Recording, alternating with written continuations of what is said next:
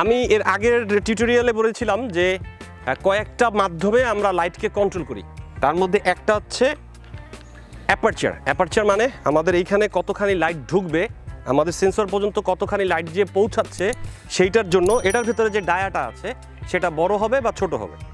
তো আমি এখন যে লেন্সে কাজ করছি এটা হচ্ছে 50 মিলিমিটার, এটার মধ্যে জুম নাই, আপনি জুম করতে পারবেন না।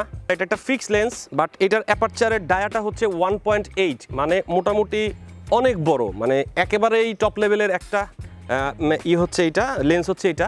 সো এর চেয়ে বড় আছে, তো গরিবের জন্য এটা আসলে যথেষ্ট ভালো।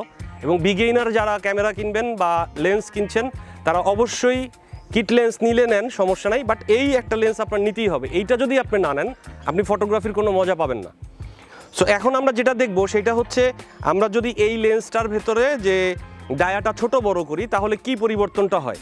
যে জিনিসটা খুব ট্রেন্ডিং আমাদের মধ্যে, যে আমরা একটা ডিএসএলআর কিনি হচ্ছে ব্যাকগ্রাউন্ড ঘোলা করার জন্য, মানে সাবজেক্ট যেখানে দাঁড়িয়ে আছে তার পেছনটা ঘোরা করার জন্যই আমরা ব্যাকগ্রাউন্ড ঘোরা করার জন্যই আমরা মূলত একটা ডিএসএলআর কিনি, অনেক সময় আরও অনেক ইনভেস্টমেন্টও করি এই ব্যাকগ্রাউন্ড ঘোলা করার জন্য। তো আমরা যদি মূল জায়গাটা বুঝি তাহলে ব্যাকগ্রাউন্ডটা ঘোলা হবে, আর যদি তা না হয় তাহলে আসলে আমরা আরও বেশি পয়সা খরচ করলেও ব্যাকগ্রাউন্ড ঘোলা হবে না, কারণ আমি তো জানি না ব্যাকগ্রাউন্ডটা কীভাবে ঘোলা করতে হয়।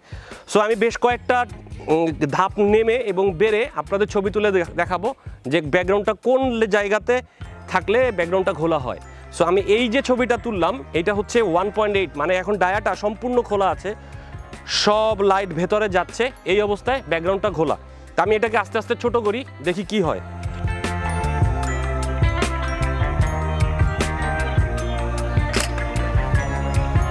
এটা হচ্ছে 1.8, আমরা এখন আরেকটু কমাবো, মানে ডায়াটা আরেকটু ছোট করব।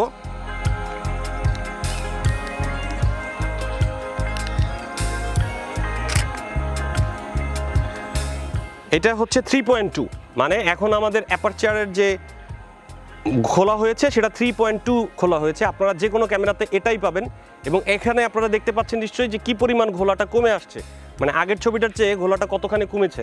এরপরে আমরা আরেকটু খুলি, আরেকটু বন্ধ করি ডায়াটা।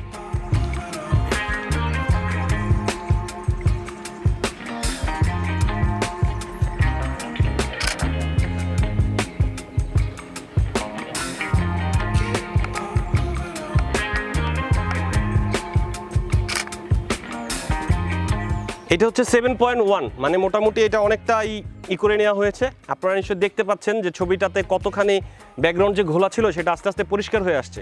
এরপরে আমরা একেবারে পুরোপুরি ক্লোজ করে দিই।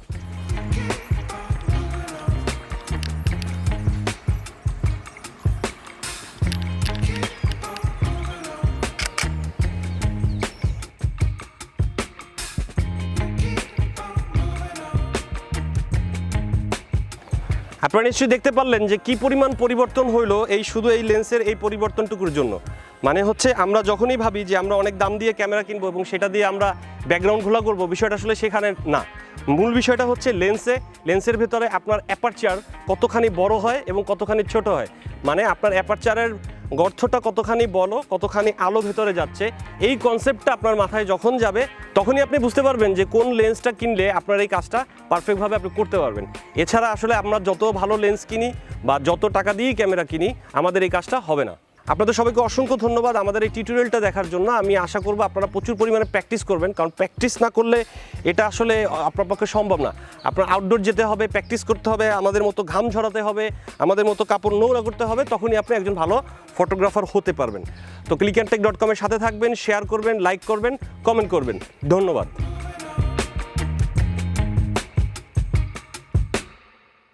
Keep on moving on.